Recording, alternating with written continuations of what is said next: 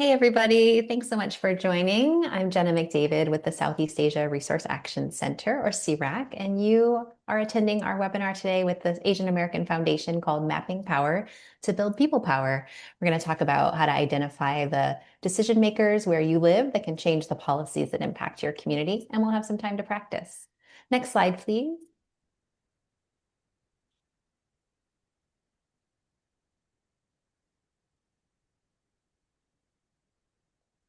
Before Sorry, we technical difficulties. Okay, there All we go. good. Before we get to know all of you who've joined us today, I thought we'd start by just introducing ourselves. As I said, I'm Jenna. I use she, her pronouns, and I am CRAC's Director of Development. You may wonder why somebody who works in fundraising is leading this training for you today. It's because I previously did a lot of advocacy work in my other roles, and I also worked for the New York State Senate for a while. So even though I'm in a different phase of my career now, I still have some of the knowledge that I think will be useful to you. And facilitating along with me is Quinn from CRAC. Do you want to introduce yourself, Quinn? Hi, everyone. My name is Quinn. My pronouns are she and her. I'm CREC's executive director. I've been with CREC for 14 years, 11 years as executive director. It's great to be in community with you all, including amongst a lot of friends like Sochi and Jenny and Benjamin from Advancing Justice. You all could be doing this training as well as we could. So just really grateful and honored to be holding space for you all today. And the disembodied voice that you heard earlier is Phoebe. I want to make sure we introduce her as well. Phoebe is our operations manager, and she is doing all the behind the scenes work to make sure that this webinar goes off without a hitch. I also want to invite Jenny Sray from TAF to introduce herself and say a few words about why she brought us all here together today. Thank you, Jenny Sray. I'm one of the program managers here at TAF. Just thanking everybody for being here. This is the first session in TAF's capacity building series for the national network. And we're starting off with power mapping. It wasn't really intentional, but it's good that we do this before we move into this series. I think many of you are already engaging in advocacy work. And this session is meant to like strengthen that work and by being like strategic about where influence sits and how change moves.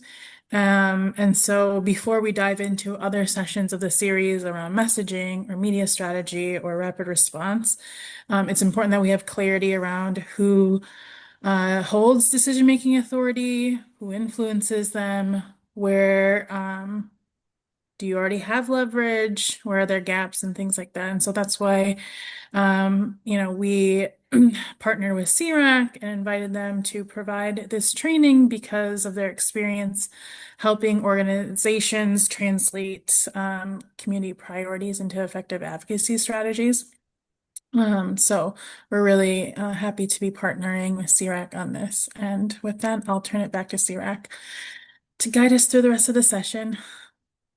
Thanks so much, Jenny. We're really grateful to be here with you and all of your grantees. Phoebe, if you want to go ahead and move to the next slide. I thought we would start with some introductions. And you know what? I said to do this in the chat, but we're quite a small group. So if anybody is feeling brave and wants to unmute and pop on your video, you can say hi to us that way. You're also welcome to just type in the chat if you'd prefer. Good morning, everyone. My name is Benjamin Tran.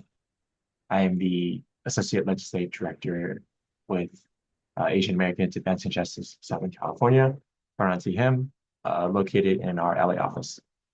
But we also have offices in Orange County and in Sacramento, as well as our other affiliates across the country.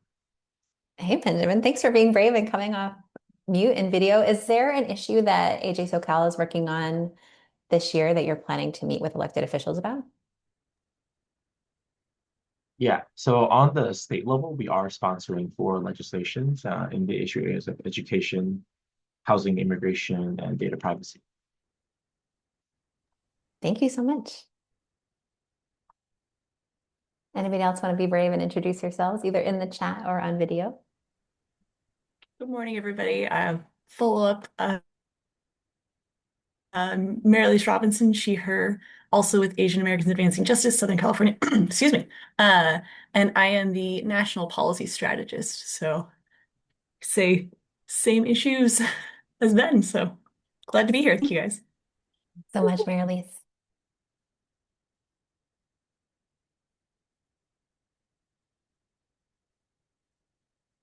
Anybody else want to say hi or introduce yourselves in the chat? Please do. Hi, good morning. Over at Southern California, so it's still morning here. My name is Nina Locke. I'm with Chinatown Service Center, go by she, her pronoun. The Chief Behavioral Health Officer, and pretty much overseeing majority behavioral health services. One of the issues we're planning that we're working on is a discussion with elected officials on sustainability with youth services, like long-term sustainability funding, youth services, mental health youth services. Yeah, so that's where we're at. Thanks so much, Nina. Great to meet you. Thanks for being here. I'm Yoyan. I'm from Miami area. I'm part of FAJA, Florida Asian America Justice Alliance. We should have more people coming, but it seems I'm the only one here. So, job title, I'm treasurer and FAJA, and you call me Yao Yan, and I'm working for a government agency. So my area is engineering, a PhD in engineering, and technical management. So I work as a volunteer for FAJA. And let me know you have any question for me. Thanks so much. Yeah, it's incredible that you're here as a volunteer. Are there any issues that are on your radar this year that you want to meet with decision makers about in your community? We did working with the local city government to sponsor Chinese New Year event, and we working with them and get us support to basically give us the seat free is over $3,000. That's good. They also give us a proclamation Monday to recognize the Chinese New Year. So that's the first time in this community. And for next step, we do like talk to local officials on like DOI, independent DOI. 250 as America like establishing for 250 years this year. So we may organize an event with the local officials. And another subject that's required by TAF grant, safety issue, as focused on the community, Asian American community safety issue. We planning a town hall meeting with local officials, and we discuss that issue. And that's all I have. Thank you so much. Yeah, it's great. I heard a variety of different state level policies, maybe local community level policies that you all are working on. So I hope that this training will be helpful for all of you.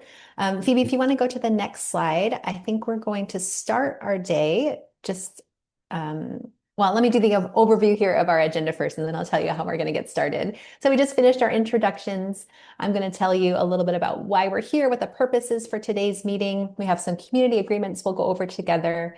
I have an icebreaker activity for us to do in small groups, and then Quinn is going to lead us on an overview of federal power mapping, advocacy strategy, how to make change at the national level. And then I'll come back and talk about state and local policies that you can change and how to power map for those. And then we'll do some practice time together. And then we'll say goodbye, but not for long because we have another webinar coming up shortly that I hope you all will register for. Next slide, please. I have just some community agreements that CRAC typically uses with our presentations, with our programming. Because this was set up as just a meeting and not a webinar, we don't have a question and answer function. So as questions occur to you, you can just drop them in the chat. We have several breaks built into this session to answer questions, to talk with one another. It's quite a small group, so we can be, we don't have to be quite so formal about it. We want you to be present while you're here. You don't have to have your camera on, but this is a great opportunity to connect with experts, others in the field, with your peers. We'll be doing some small group breakouts again, so please bring your whole self to this conversation as best you can. Leaving early is fine. I know some of you have other commitments. We might have some debate, some questions that come up, some differing opinions on how to handle policy advocacy. It looks different for everybody. So please be respectful in our conversations with one another and take breaks as you need. Go ahead to the next slide. Thanks, Phoebe. Our purpose together, as Jenny outlined in the beginning of the session, is we want to make sure that you all, as TAF's national network of safety grantees, have the capacity to make change. A lot of you are direct service providers. You're interfacing with members of the community every day, and you may feel like a step or two removed from the advocacy work. But as service providers, as community-based organizations, your role in advocacy is essential, and we want you to be able to feel that power and step into it by the end of this session today. We want you to be able to identify the folks in your community or at the national and state level who can influence the policies that impact your community. And I want you to have strategies in place that you and your organization can enact in order to influence those decision makers and make your policy change reality. Next slide, please. All right, now we're going to start with some breakout rooms, and I see a few more folks have joined us, so you might have people in your room you haven't met yet. So make sure to start with a quick introduction of yourselves if you didn't already do that for the full group. And then each person take 2 minutes to just share with one another on a policy that you or your organization is going to impact this year. And then I want you to think a little bigger, like what will happen if you get that policy changed? What will the ramifications be for your community or your organization? And even bigger, what will 10 years down the road look like if you're able to successfully change this policy? So Phoebe's going to open up some breakout rooms for all of us. Quinn and I will also be dropped into some rooms to say hi and listen in. We'll take about, I don't know, two minutes each person, so maybe 5 minutes altogether for this quick breakout. And we'll see you back here around 1:20 Eastern, 10:20 Pacific.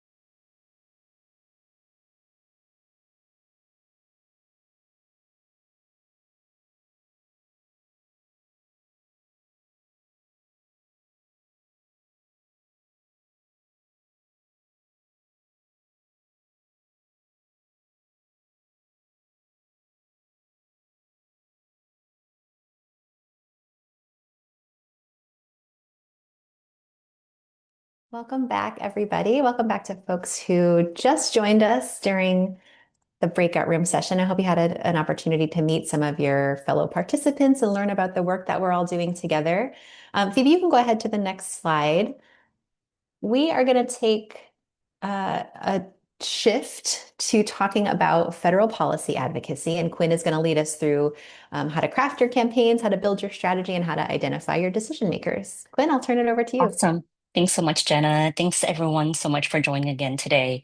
I think in the small group breakout, just thank you all so much for jumping in with kind of a technical icebreaker question, which is what policy issue are you working on? But we heard so many issues named, from language access to immigration enforcement to tech data privacy, foreign nationals in universities, mental health, disaggregated data, funding AAPI enclaves. And I just want to, first of all, thank you all for really leading the charge on these issues and making sure that our electeds, whether at the local, state, or national levels, really are understanding what the true needs of the community are, and the deep leadership that you all have in doing this advocacy work. So this power mapping exercise, if we go to the next slide, is really just a tool in part of the research phase of setting up an advocacy campaign to identify who really has the power to affect the change that we're looking for. Our training focuses a little bit more on legislative change, but we know that this is only one of many possible changes that folks might be advocating for in their campaign. And at the end of the day, it really is to inform effective and efficient strategy. We really don't want to be putting all of our energy into targeting someone who has absolutely no control or influence or power into what we're doing. And I think maybe just by a show of emojis, how many folks already exercise or are already doing some type of power mapping analysis in your campaigns? Okay, thumbs up from Jenna. That I expected. Anyone else? Yoon, Lisa, I imagine the AJ SoCal team, you all are fierce. And I know that a lot of folks who aren't on this call are also engaging it and are engaging in it, and maybe this is your first time. And so we're hoping to balance both the expertise within the room with level setting or bringing up the baseline for some folks who are looking at this framework for the first time. But knowing that you all have named policy issues, this is probably not your first time, and that there's some level of engagement that you all have already done on this. And if we go to the next slide, as I shared, this is really part of a larger, this is one element of a larger advocacy strategy that really identifies a couple key components of trying to call for change. And if we go to the next slide, we also wanted to just reiterate that 501c3s can and absolutely do engage in advocacy, including lobbying. And the fact that you all named the different issues that you're working on make me feel like this is probably not a refresher that everyone needs, but just to remind ourselves that all of the green light in the ways that we can engage in advocacy, from organizing to public education to research, getting to know your legislators, doing this target analysis is completely justified and I think expected from our community organizations to be really able to enact our theory of change. So just want to confirm that we're all here doing this together and that we're very much legally protected to do so as well. When we look at advocacy strategy, we want to make sure that we're identifying what our objectives are and what our short-term and long-term approaches and goals are. And to give you all just a quick sample, we wanted to share how CRAC is looking and has looked at our immigration work as a way to, as a model of creating an advocacy strategy. So if you go to the next slide, one of our major issues that we work on, in addition to aging and, actually, to take a step back, our advocacy strategies really sit within a larger framework called the multiple streams framework. By show of reactions, how are folks familiar with this multiple streams framework? It's by John Kingdon, who is an American political scientist. I'm gonna double check the chat. I don't think so. And I'm not, I was trained in public policy. And so bringing these approaches into CREX advocacy work was really the reason why I got into advocacy in the first place, which is I really wanted to understand how we as communities are not just reactive to threats, but that we were able to push our policies and our initiatives and our priorities forward. The multiple streams framework basically says that there are three major things that you need to get in line. The problem stream, the policy stream, and the politics stream, as well as a policy window to open for your issue to really become a priority. The problem stream means that the public has to know and recognize that this is a problem. Policy stream means that we have to have a policy solution like legislation or different policy proposals in place to bring forward. And finally, the politics stream is really about the elected, whether or not we have elected officials who are champions, whether or not public will and public demand exists within within the mainstream and within your community to really demonstrate community demand. And that when you have a policy entrepreneur or a policy champion, and if the political timing is right as well, that is when policy, when legislation really has an opportunity to move from just an idea, but to actual passage. And so when we apply this to an example like at CREC, like CREC's immigration work, if you go to the next slide, one of the major priorities that we work on is really dismantling and stopping the systemic detention and deportation of Southeast Asian Americans, particularly those with past criminal conviction records. Who've already convictions which have already been served decades ago, and folks are being deported back to countries that they've never known. Um, our short-term and long-term approaches integrate each element of the multiple streams framework. So in the short term, our approach is to make sure that we're issuing rapid response statements to hold leaders accountable so that folks recognize that deportation is a problem and that it's real and that it's happening right now.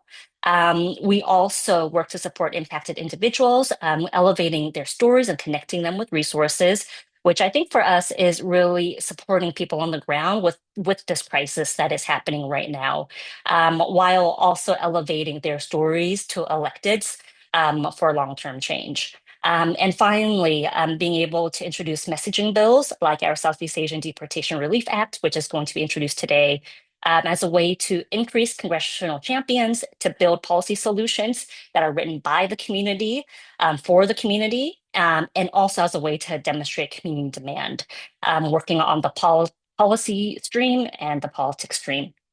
And in the long term, our hope is really to build the capacity of our leaders through training programs like these and like others to really build our community muscles to demand change, to cultivate relationships with congressional allies so that they're actually championing these solutions, and ongoing community education really as a way to build a growing base to be able to demonstrate that there's political demand for this change as well.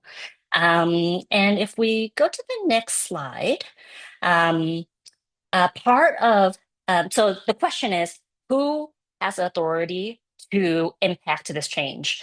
And in our analysis, the root problem that is really causing the escalation of deportation for Southeast Asian Americans are our 1996 immigration policies, which really expanded the definition of aggravated felony that make many more people subject to deportation than before. It also removed a lot of due process, including the right for judicial discretion, for judges to take a look at every single individual case and to weigh the benefits versus the consequences of removing a person and ripping their family apart, to automatic detention, which never used to happen. And so because this is policy, the question is then who has the power to create, to revise, abolish, and to implement these federal immigration policies at the executive branch, the legislative branch, and the judicial branch. And in a world where we still believe in the separation of powers, the executive branch is responsible for enforcing laws, which is why, and I'll elaborate on that a little bit more. The legislative branch really has the authority to make laws, and the judicial branch interprets those laws. At CREC, our focus really is on currently more legislative and executive because we hold very little leverage over President Trump and how he's influenced. And we look to other partners in the field who really have very strong legal strategies, including the Asian Americans Advancing Justice Network, and supporting their their judicial strategies. When we think about break down the influence between executive and legislative, it for us narrowed down our priority and our focus. So if you go to the next slide, the federal uh, the um, the Trump administration, it really is responsible for implementing the law of the land through DHS, through ICE, and on the foreign policy side, this is really dictated by State Department as opposed to Department of Homeland Security. This is the reason why we have seen the escalation of ICE in LA, in Chicago, in Minnesota. Like you all are living, breathing, our evidence, and you have seen how our communities have been completely torn apart because of ICE escalation. And this is absolutely due to the executive orders that the Trump administration has enacted. And it's also actually due to HR1, the passage of that congressional policy that has exponentially increased the resourcing that DHS and ICE now have for immigration enforcement. And when we think about who has leverage to actually influence the executive branch, if we go to the next slide, we know that some of the key influencers for President Trump are a white nationalist base, his key political advisors, and also key members of Congress. For CRAC, we know that these are not where we have our leverage, but we do have leverage to congressional members who really are there to hold the president accountable and to put him in check. And so if you go to the next slide, our analysis is that we also want to look at who has the power to influence Congress. At the end of the day, they are elected officials, and it's their voting constituents, our community members, who give them power to get elected and to stay in power. And that it's CREC's work to elevate those voices and to bring impacted community members to DC to be part of crafting and pushing forward national policy change, which is essentially our theory of change for how and why we're working at the national level. And if we go to the next slide, I think the next phase of the analysis is asking, okay, if Congress is your target, who within Congress then are the decision makers to impact these immigration policies? And we look at two major categories, likely allies, and also where we can leverage our power. Before I go to the next slide, I'm going to pause to see if folks have any questions, because I know that this is a lot. And there's a lot of similarities between national policy and local and state policy, but this is a very, very specific example. So just wanted to take a step back to see if folks have any questions at this point before I move on. And you can either come off mute or you can put it into our chat box. Or a thumbs up if this sounds like information that aligns to how you've been thinking about the work. Awesome. Thanks, Lisa. Thanks, Yoon. Thanks, Jeanette.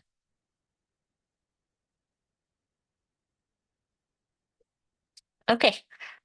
Wait. Thank you for the temperature check. So if we go to the next slide, we wanted to share a couple levels of, or a couple of the elements that we identified in terms of who are likely allies. We look at folks who have already championed fighting back against deportation. And so we looked at our 2017 letter to DHS by Congress, who were really denouncing the roundup of Cambodian Vietnamese community members. And this was back in Trump 1. And that identified 4 major states for us, California, Minnesota, Texas, and Maryland. Going to the next slide, we also looked at folks who have also been supportive of other progressive policies. And for us, we looked at folks who were championing to protect dreamers. We added on from that analysis Colorado, Wisconsin, Illinois, Indiana, South Carolina, Virginia, New York, and New Jersey to have 12 state targets. And then finally, our last layer was really looking at where we had leverage and power by looking at congressional members who represent the largest Southeast Asian American populations. And when we added on these final states, we ended up having a total of 20 state targets targets, and then within them, specific congressional members from that 20. And the added layers of analysis that we added were which of these members sit on key committees that are actually drafting policies around immigration. So for us, for immigration, we really want to look at Judiciary Committee. If we were looking at education, then it would have been folks on the Workforce and Education Committee. And also looking at leadership. Do they hold leadership roles within those committees? And for us, one of the challenges actually is that our Southeast Asian constituency didn't align with targets who really had a lot of leadership until Representative Jayapal from Washington actually got elected. And so just an example of how conditions change and how the analysis changes as the landscape changes in terms of who's in power as well and who we want to target. And if we go to the next slide, I think I preempted my questions and temperature check. So this was a quick and dirty overview of how we approach power analysis with immigration as an example. And for our next portion, we'll actually be applying that to local and state level examples, similar to what you all are working on. And then we'll break out and do some practice sessions if that still makes sense with our training and with what would be most helpful for you all. So by way of reaction, again, if you want to show in your emoji, how are you feeling so far? Are you feeling like this is good? Thumbs up. If you feel like open mouth, like, oh my God, I don't know what's going on. Like this is a lot of new information. We can totally slow down and answer any questions. But so far I see thumbs up. Awesome. Folks can definitely share thumbs down and sad faces. We are all here in community. Okay, amazing. So Jenna, are we still on time for a 5-minute break? Yes, this is a 90-minute session. I don't know about you all, but I cannot sit still for 90 minutes. So I think we should take a 5-minute break, get some water, stretch your legs. And like Gwen said, when we get back, I'm going to dive into state and local applications of what we've just learned. So let's come back at 1:50 Eastern, 10:50 Pacific, and we'll get started back up with the next session. Talking to you all now. Oh, sorry, Paisley. Thanks for recording. Welcome back, everyone. I get to talk to you all about doing change, making change at the state and local level, which I know is where many of your organizations are working. And I put this beautiful photo here because this is an image from just a few months ago when CRAC's California office passed a resolution at the California state level commemorating 50 years of Southeast Asian refugee resettlement in the United States. And at the state and local level, you may find that you have more power to actually get policies passed and change implemented than we do at the national level. Change is really slow at the federal level, but as you can see here in California, we not only wrote, but passed a policy that championed the need for data disaggregation, for language access, for immigration support for the Southeast Asian American community. So I hope this beautiful image of our Mien and Cambodian and Hmong elders, Vietnamese elders and staff inspire you to make some change in your community. Next slide, please. So everything that Quinn just told you about the structure at the national level often is similar and applicable to everything you're going to learn at the state level. So I mentioned before, I used to work in the New York State Senate. We also have a Senate. We also have a House, just like we do at the legislative branch of the federal level. We have a governor who passes or enforces the laws at the executive level, and we do have New York State courts that interpret the laws just like they do at the national level. But what you might find, and Phoebe, if you could go to the next slide, is that the language that states use for their governing bodies might be a little different. The structures might be a little different. So I'm going to talk about state legislature, but in your state, it might be called the assembly. I'm going to talk about a division of a legislature where there's a state assembly and a state senate, but in Nebraska, they only have one. So if you go to the next slide, please, my best advice for all of you is to do your research. And that includes not just the state level, but also county, city, and town. It may feel really daunting, but understanding who in your community actually makes decisions and makes change is going to help you understand who you need to target when you're doing your research and you're developing your advocacy strategy. So here's an example from a nearby county in New York. You can see that there's a board of elections, which in my small group earlier, we talked about language access and how making sure that folks in your community who speak certain languages have ballots or access to information in their languages. It might be the board of elections that you need to target. Another example I can give you from my community, I live in Rochester, New York, and our city council passed a sanctuary city law. So regardless of what's happening at the national level, at the state level even, our city has committed through an act passed by the city council to not have our local police support or influence federal immigration laws. So they cannot support any actions that are happening by ICE here in our city. And that's something that we were able to pass at the city level that states and obviously national are having more trouble doing. So next slide, please, Phoebe. The most information, oh, back please. The most information that you're going to find is probably at the federal level. So Congress, members of Congress, the president, the Supreme Court, it's pretty easy, or rather like there's a lot of accessible information about them. You might have to dig a little deeper to get information on the state, local levels. So your state legislature should have a website. Again, in New York, it's newyorksenate.gov or newyorkassembly.gov. You probably have something like that for your state where you can research your elected officials. Counties and towns have their own websites, but like to varying degrees of transparency. An example I can share is that my county legislature only last year began recording and posting their meetings online. So unless you attended in person, you had no idea what was happening in that county legislature. Now you do. So again, more information is becoming more accessible, but you might have to dig a little bit. Ballotpedia is a website where you can learn about how people voted, and they do go down to the state level. So if you have a state legislator you're looking up, or a governor or a mayor, you may be able to find information on their voting history or their interests, their committees that might be available to you on Ballotpedia. Census.gov, while some information has been restricted on the census website by the current administration, there is still really valuable data about who lives in your towns, cities, and states, what their demographics are, and that may help you to persuade some of your legislators to make change. And then this is a state level resource, but I wanted to share it with you. It's the National Conference of State Legislatures. That's where you might find the basic information about how your state legislature works, what it's called, when do they meet, when are they in session, and they can probably get you contact information as well for your state legislators. Next slide, please. So I've given you a wide map of different people whom you might want to target. I want to talk, and Quinn did a little of this at the national level for us, but I want to talk about how you figure out who at the state level is going to help you make the change that you want to see.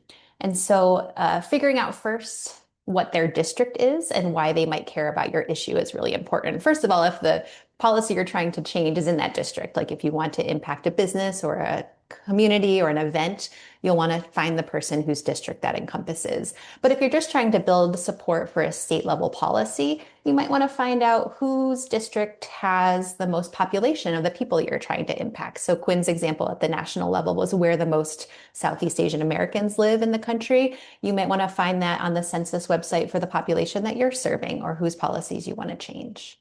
Next slide, please. You can also find out who has a leadership role for the policy that you want to change. So an example I can give, the senator that I worked for in New York State was the chair of the Mental Health Committee. She also sat on the Agriculture Committee, the Health Committee, the Education Committee. So if your policy is related to one of those topics, you probably want to find the person who chairs that committee or members of that committee, because ostensibly they have an interest, like they have signed up to be on these committees and want to change those policies in their state. And all of that information should be available to you on the Senate or the Assembly's website, the National Council of State Legislatures that I shared with you, or Ballotpedia is where you'll find that information. Next slide, please. There are also caucuses at the state and local levels where this is all voluntary. Folks can join these caucuses once they are elected to office based on their interests. So this is a snapshot of some of the caucuses available in the state of California, including an Asian Pacific Islander Legislative Caucus. These are folks who want to pass legislation to to improve the lives of Asian Americans and Pacific Islanders in their state. There's queer caucuses, there are rural caucuses, women's caucuses. And so if the work that you're doing falls into any of those categories, find the members of your state legislature who sit on these caucuses. This also applies at the national level, and see if they might want to lead or push your policy forward because it's something that they care about and that their constituents care about. And that's who elected them into office. Next slide, please. Another thing that we always think about is, what has their voting history been like on an issue similar to this? Have they written bills? Have they sponsored bills? Have they voted yes or no on bills like the one that you're trying to advocate for? If there is a history, you can find it on those websites I described before. So a legislator's website will have their voting history. Congress.gov and Ballotpedia will both have voting history. If your organization has introduced a similar bill in the past, you might have records of who was supportive of that. And they are probably the first people you want to go to when trying to build champions for a new policy or a similar policy. Next slide. And then the last thing I'll say is that building relationships with legislators takes time. It can also be complicated by elections when people may lose their seats and they are no longer champions for you. But I think one of the biggest indicators of whether somebody is going to be supportive of a policy that you're trying to change is if you've been working with them for months or years and they've been supportive of you and your organization and your community in the past. CRAC goes back to a similar group of legislators. Anytime we want to move something, Representative Jayapal was mentioned earlier from Washington. She's been a champion. Representative Judy Chu has been a major champion for us at the national level. So once you have your foot in the door with these offices and have built trust and rapport with not just the legislator, but also very importantly, their staff, they can help you move these policies forward, or at least help you figure out where to go to move these policies forward. Maybe it's not something that they're interested in, but they can open doors to other offices and other entities to help you make your change. Next slide, please. And I mentioned this in our small group, but I want to say it again, that the work of making change starts with maybe getting a policy enacted, but then it continues with the work to actually have it implemented, which is a totally different game that we have to play. And the example I want to share with you is a project that CREC did in California, where we worked for years to get a disaggregated data law passed. Once it passed, we celebrated for about a minute, and then we had to start doing the hard work of actually getting this policy implemented. And that meant like our work to map the power at the legislative level was done. And we then had to start mapping power at the administrative level, figuring out who at the state level was going to be responsible for actually collecting the data, for reporting the data, for making sure the data was accurate. And so we actually ended up engaging with state departments of health across California, county level, city level departments of health, trying to get everyone together on the same page about why this policy was enacted and how they were going to help us actually make it happen and improve the lives ultimately of Southeast Asian Americans and other Asian Americans across the state. I'll share a link to this brief in case you want to read it once I'm done presenting. Next slide. Thanks, Phoebe. And I guess to tie everything up in a bow, there's never been a better time to organize, right? Like there are a lot of threats, a lot of challenges to the community, and the time is now. The time was yesterday, right? So we can use our voices, the voices of the people we work with and work for, to create momentum, to make change. If we're not able to push policy at the national level, let's try at the state. If we can't do it at the state, let's try it at the city or the local level. We can pull all these different levels to make change. And those visions that we talked about at the beginning of the session, the like, what will your community look like in 10 years if we're successful? Like hold that in your heart. This can be really long-term work. It can take a lot of blood, sweat, and tears, but I hope you're all feeling a little more empowered, a little stronger, and more able to make this change happen because you're going to give a lot of thought and practice into who's going to help you make this change happen.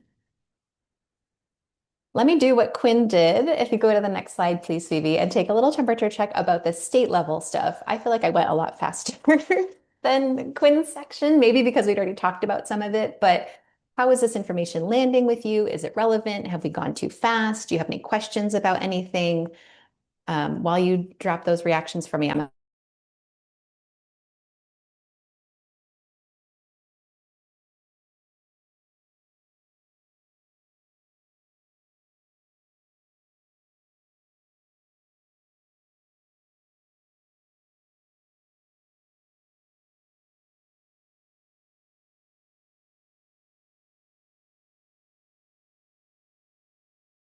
Oh, I saw a shouty face. Monica, do you want to type and tell us a little bit more? Are you feeling overwhelmed?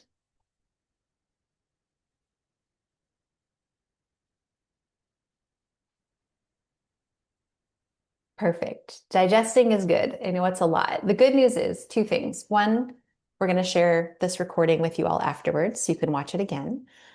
Two, we are creating a resource hub on CREC's website where not just the recording, but also all the little tools and documents that we have shared today will be available for you. And you can always reach out to us at the end of the practice, at the end of the session, when we're done practicing. I will put our email addresses in the chat again. You can also sign up for CREC's newsletter where we share action alerts, we share policy analysis. It's a great way to stay in touch with us and to see what's happening at the national level and where you could maybe implement or make change at the state and local levels as well. All right, I think maybe what might be helpful is if we get our hands dirty and do a little bit of practice together. I'm a person who learns by doing. So I'm going to kick it over to Quinn to walk us through some of the tools that we use to do power mapping, and then we'll break into some small groups to try it out, see how we're doing. Okay, awesome. Thanks, Jenna. So I'll be walking folks through a couple different examples. And if we go to the first slide or next slide, this is an example of some analysis that we put together for PRISM, Providence Student Youth Movement, around their data disaggregation campaign. And part of the major elements of the power mapping questions include, what do we want changed? So what's the policy problem that you want changed? Who can affect this change, and really how can they affect this change? So with PRISM and K through 12 data disaggregation that was being called for, we looked at the three major branches again: Rhode Island's state legislature, Rhode Island's Department of Education, and actually also local school districts. We recognize that who within those three bodies were identified. So state legislators were the elected officials, both in the House and the Senate. Within Rhode Island Department of Education, we wanted to be really clear that these were appointed positions by the governor. And so this was to be able to influence these folks, we needed to have some leverage with the governor's office, and also be able to know who these 11 members actually are. And then at the school districts level, the Providence School District was the highest, has the highest population of Southeast Asian American students. And so we really wanted to name who were those elected officials, that their three-year terms. And so what this now, and we also wanted to know how folks could actually push forward data disaggregation. We knew that with the state legislature that we're looking at legislative policy change. Within the Department of Education, it's really about implementation, but they could still influence creating more of the will for the policy, either through enacting some pilot policies or being able to lead research that really substantiated the need for disaggregated data. Within the school district, we also recognize that this, at the end of the day, is where the data, where the policy would be implemented. So having champions at this level would also be critically important once the bill actually passed. And at the end of the day, this power mapping exercise helped to inform PRISM's strategy to focus on legislative policy change. And in 2016, they won their data disag bill. And right now it's in implementation mode with Providence School District, actually. So this is just one example with data disaggregation as one of the issues that was being championed. Going to the next slide. Well, another element of power mapping also includes this matrix with which some of our allies use, and maybe you all use as well. So from left to right, we basically want to plot legislative members and whether or not they strongly oppose the position on our left or strongly support our position to the right. from north to south or from the top to bottom. We also want to look at how much influence they actually have within the realm of the change that you're looking for, whether or not they have leadership positions, or not they sit in key committee positions, whether or not they're the final decision maker at the end of the day. And if we go to the next slide, this is being shared by one of our partners in California, the California Pan-Ethnic Health Network, as an example of their power map of their medical protection or their medical protection policy that they are pushing this year to really fight back against the changes from HR 1 and the disenrollment that would happen. And so they plotted out folks in the Democratic caucus. The different caucuses are in green, and whether or not how they align with their influence as well as their power. They're also really strategic in giving numerical gold unit to how influential folks actually are. And at the end of the day, they also included Governor Newsom with a 10 here as really needing to get this through to the governor's office and not just passing it within both chambers at the state capitol. And not all power mapping exercises have to start this way, nor do they have to. There's no perfect answer to how you answer these questions. But going to the next slide, at the end of the day, the question really is for the problem that you are trying to solve, which of these levers is really needed? Do you need to work at the problem stream to make sure that folks recognize in the community or within for policymakers that this is a problem that actually exists? Is it at the policy stream where you know that there's a problem, but actually you need some policy solutions to actually be offered?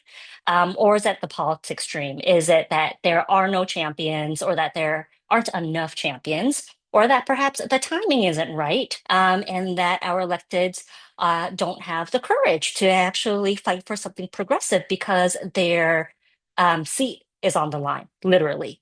And if all of those three elements are not lined up, that the policy window that we are looking for will not open. And instead of waiting for that policy window to open, the question is, which of these levers do we need to focus on in order for all of those three to be aligned? So going to the next slide, the questions that we ask in crafting our advocacy strategy is there a policy window for this solution? So have all these three things aligned? Or if not, when is the right time? Maybe it's when an elected is going for re-election and they really want to be seen as championing something. Is there a policy champion for our immigration congressional work? It took us years to get Representative Judy Chu to fight back against deportation, and now she's the biggest advocate. But it took years of education, constant education, elevating impacted voices so that she really understood the humanity of the issue. And once there is a policy champion, identifying on the action question, who can we influence to shift? Who are our allies? And how can we leverage them to be able to get them to be a champion in the long term or yield their influence? On the problem stream, is there data to substantiate that this is a problem or that there's a solution? And on the action side, how can we get this data or create this data if at the end of the day it doesn't exist? Which speaks to the importance of community research to be able to document and demonstrate the needs that exist within the community. And then finally, is there public will? Is there strong enough demonstration of community demand to hold electeds accountable to actually call for these changes? And if not, how do we actually start to generate that public will or community demand? And how can we work with other organizations in solidarity with other movements? Or how can we join other existing campaigns to be able to build a bigger base? And so those are essentially the questions that help to guide us in crafting any advocacy strategy and helping us to identify what our priorities are. For our practice, which we have about 15 minutes to do, if we go to the next slide, our vision was that we would share with you all two templates that you can work on. And the templates, the Prism example is going to be used is a blank spreadsheet. And it's the basic, it asks you to identify some of the basic questions. What's the problem you're trying to change? Who has the power to affect this change on the within the three different branches? And our power matrix gives you an opportunity to plot out some of the targets that you might have and how you can leverage your power. They're likely allies, or where your constituency base really gives you some leverage for them to be a target. Jenna's going to drop in a couple of the spreadsheets. Oh yeah, they're in there. So I have linked both a blank version of the Prism Rhode Island spreadsheet that you all saw Quinn present.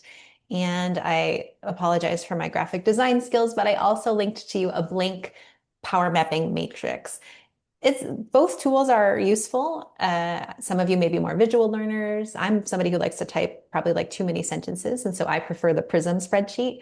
But we're going to take just like 5 minutes, and with the understanding that these are like years long advocacy campaigns and that research can take days, weeks, and months, just try to start with the basics. What is the problem you want to change? Maybe you can identify and do a little research about one administrative body or one elected official using some of the tools that we've shared before.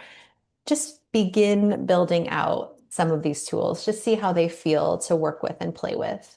What we'll do is we'll just all spend 5 minutes together in this big room, kind of typing, drafting. And if you don't want to use either of those tools, if you want to just pop open a Google Doc and start making some notes, please learn and do in the way that feels best for you.